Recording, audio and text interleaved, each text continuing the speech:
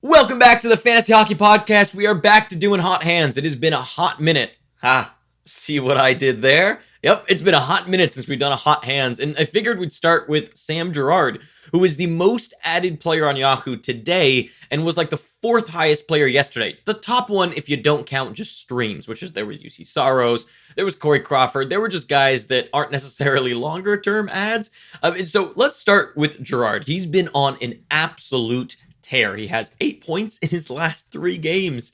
Yes, 8 points in his last 3 games. So obviously, and a lot of multi-point games in there. So obviously, a lot of people are really excited and a lot of people are grabbing him.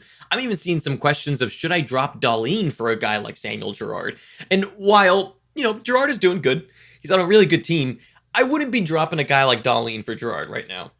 He's a guy that all season so far has kind of shown us who he is, right? We've seen who Sam Girard is supposed to be and where his deployment is and how they're going to use him over this whole season so far. And all of a sudden now in this last week is when he's kind of blown up, right? And so in my opinion, just off the get-go here, I'm going to say that I wouldn't take what has happened over this past week at face value. And I wouldn't necessarily be rushing to grab in anything but deeper leagues. I think it's a little insane how much people are grabbing him right now. Granted, he does have a decent schedule this week, but aside from that, Samuel Girard is just not necessarily the guy that I'd be adding, or especially dropping for a guy like Rasmus Dahlin. And what I think the question for the Dahlin one was actually an 8-person too, which in an 8-person, definitely not. So let's take a look at what exactly is going on with Girard. So as always, let's start with the deployment and take a look at where he's playing. So first off, he's playing with Erik Johnson, which is technically the second line according to Daily Faceoff. But when you take a look at actual play over the last 3 games,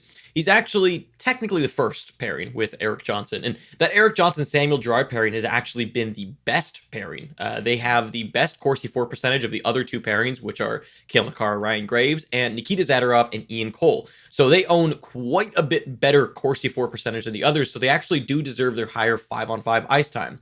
Where it gets a little bit more perilous for Sam Girard is on the power play. He only plays 35% of the power play, and a second power play is just not that great.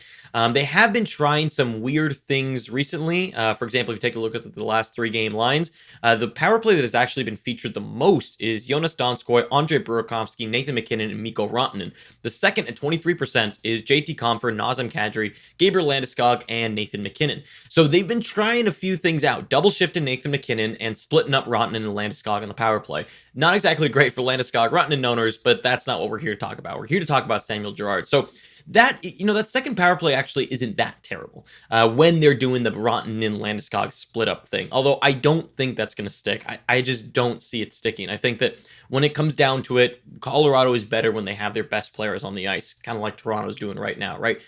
So I think that won't stick for very long. Now, when we take a look at HockeyViz and see where he's kind of been playing and what his impact has been, he's mostly been a second pairing guy from an ice minute standpoint.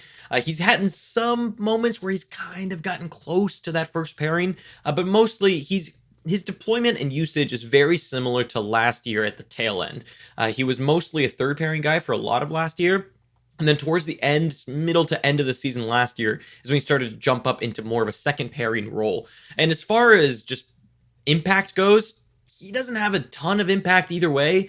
He's good on defense. He's actually negative. He's average on defense. Let's put it that way. He's good, but average on defense. Which honestly, with a lot of the guys we sometimes take a look at with hot hands, usually they're not average on defense. And so average is good in this scenario. But the thing is that doesn't really matter for fantasy, right? It can matter for them to get more deployment. And that's what you want to use on these metrics that don't necessarily impact fantasy specifically. What you use them for more than anything is, okay, is there a path to them getting more deployment? Is there a path to them getting more opportunities? And that's what you really use these stats that don't matter for fantasy. You use them to try to analyze and see, okay, can this player do better by getting things that would translate to fantasy? More minutes, more power play deployment, more offensive deployment, that kind of thing. And so Sam Girard also, he's gotten better on offense this year. That's fair to say. The last 2 years, he hasn't been that great. Even if you're looking at the Nashville year, he hasn't been that fantastic on offense, but he has gotten better this year at negative 5.3% impact. That's better than last year's negative 10.7%, but still not great. He's not a very, very offensive player. Now let's take a look at his stats, because of course that's what's been going off this last week. So in the last 14 days, he's played 6 games. In the last 7 days, he's played 3 games.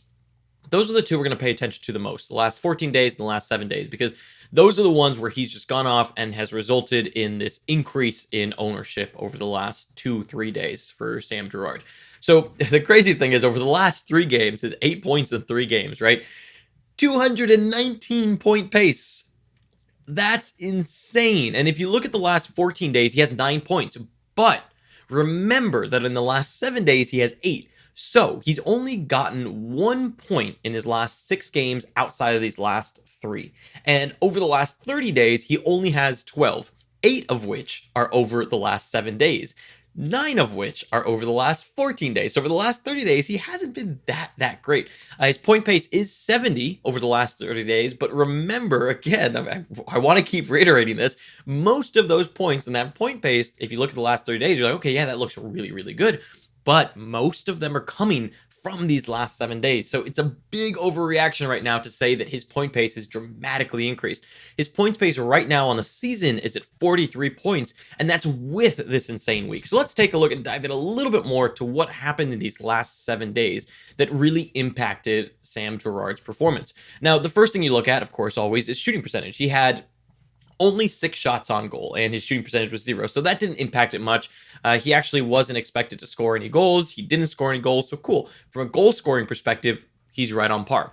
So the next thing you jump into here is the IPP and the on-ice shooting percentage. What happened there? So Sam Girard, it's important to note that last year he was a 32% IPP guy. This year on the season, he's been a 47% IPP guy. So he's gotten better, which I'm okay with. He's a young player. He's having better opportunities. He's getting better in his own zone on top of offensively. And so you can see IPP go up there because you just have a better all-around player that's factoring into the offense more. And that means you're going to get involved in more points. If you don't know what IPP is individual points percentage. So it means how many points that happened while you were on the ice were you involved in. And that's where the percentage comes from. So Sam Girard, this is where it gets kind of insane, is over the last 3 days, he had an IPP of 89%. Those are Clayton Keller numbers. That's just not sustainable. You cannot expect a guy to have an 89% IPP, especially when on the season they were 47%, a little bit inflated from this last week. And last year they were a 32% IPP. And then it gets even a little bit more unsustainable, and I wouldn't even say a little bit, it's really more of a lot bit, but it gets even more unsustainable when you take a look at the on-ice shooting percentage, at which it's 16%. So that is also not going to stick when he is on average on the year a 9.36% on-ice shooter. And then last year, he was a 9.6 on-ice shooter. So around that 9 to 10 mark is who he is from an on-ice shooting percentage perspective. And if you don't know what on-ice shooting is, it's just all the shots that happen while you're on the ice, what percentage of them go in. That's virtually what it is. And that normally league average is around 10 to 11%. Elite players might have a little bit more. Like Connor McDavid, when he plays with Draisaitl, for example, jumps up to around 13, 14%. That's just because both of them are so good and make each other so much better. But Sam Girard isn't necessarily like that. Sure, you have Nathan MacKinnon and Rantanen with you sometimes, but still, you don't see it translate to this 16%, right? So in my opinion, this is definitely going to come down. And with Sam Girard, I get the schedule thing right now, but it's a little much. And then let's take a look at the power play.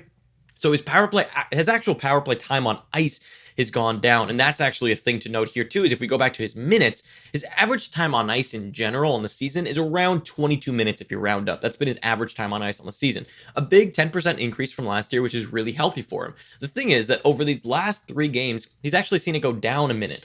And he's now at 21 minutes average time on ice over the last 7 and 14 days. So over these last 3 games when he really took off, or the last 14 days, if you'd rather look at that, which is 6 games played, still 21 minutes of average time on ice. So that came down over this stretch. That usually, to me, also speaks unsustainability, because if the minutes go up and you're getting more opportunities, then sure, maybe you're going to have this week of unsustainability, and you say, okay, maybe they can grow into that, right? Eric Howla is a good example of someone we might talk about here soon, where if you were to get more deployment, he can actually grow into that unsustainability by taking more shots and just getting more opportunities. That is not the case here with Sam Girard, who actually saw his minutes decrease. And on the power play, he saw his minutes decrease quite a bit. On this season, his average power play time on ice per game, and again, this is a little bit tough to really use as a metric of judging a player, because a lot of it comes down to how many power play opportunities did the team get.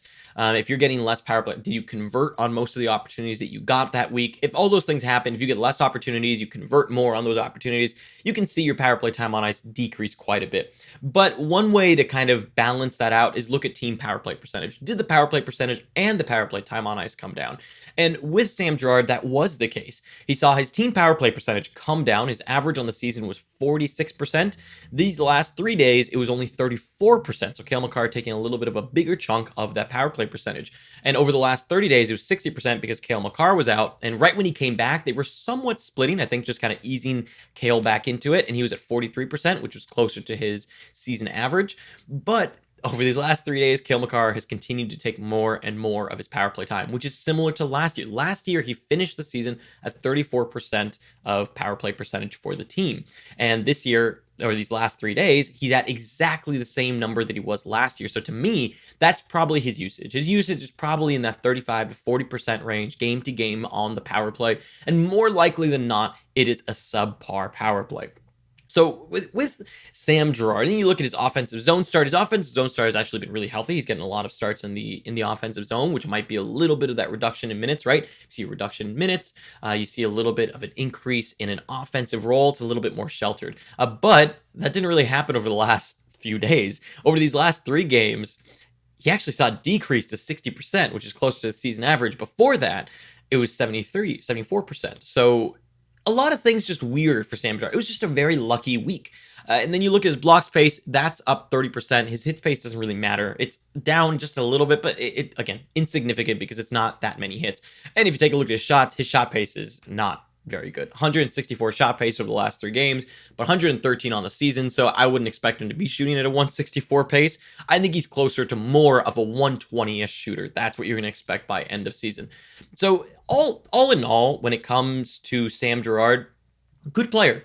Very good player. I love Sam Girard as a real life player. The issue comes to fantasy where most of the season he was a 35, 40 point guy, right? Has this ridiculous week, and now everything kind of looks really inflated, but looks also really good if you don't dig into it, right? If you don't dig into it and just look at the surface level, I'd say he passes the eye test. He looks really good on the ice. His numbers look good on the surface level, right? If you open up the player card on Yahoo, it looks really, really cool because he has all these multi-point games, and people tend to overreact to multi-point games. And I think that people also attribute way too much strength to multi-point games. You look at it and you say, oh, that's a player that good because they got a lot of points in a game. And that's normally not the case. It's actually quite the opposite. I'll take a consistent player like Gusev, who we'll talk about in another episode, who gets points consistently game to game, than a player who just gets a bunch of points in spurts. That's kind of what Sam Girard is doing right now. I wouldn't be surprised if he got no points this week upcoming, just because that's who he's been. These last 3 games is not who he's been. This is a complete anomaly. And so could he have a good week? Absolutely. Would I bet on it? Not really. So I'd pick him up in really deep leagues. I think in deep leagues, he's definitely worth the gamble. But when it comes to shallower leagues, I wouldn't be doing anything risky like dropping Darlene, who's getting 75% of power play time while seeing somewhat the same minutes of even strength. I wouldn't be doing anything like that. But again, in deeper leagues, in keeper leagues, in dynasty leagues, those kinds of things, that's where I'd take more of a look at him. And in points leagues, honestly, I'd just avoid.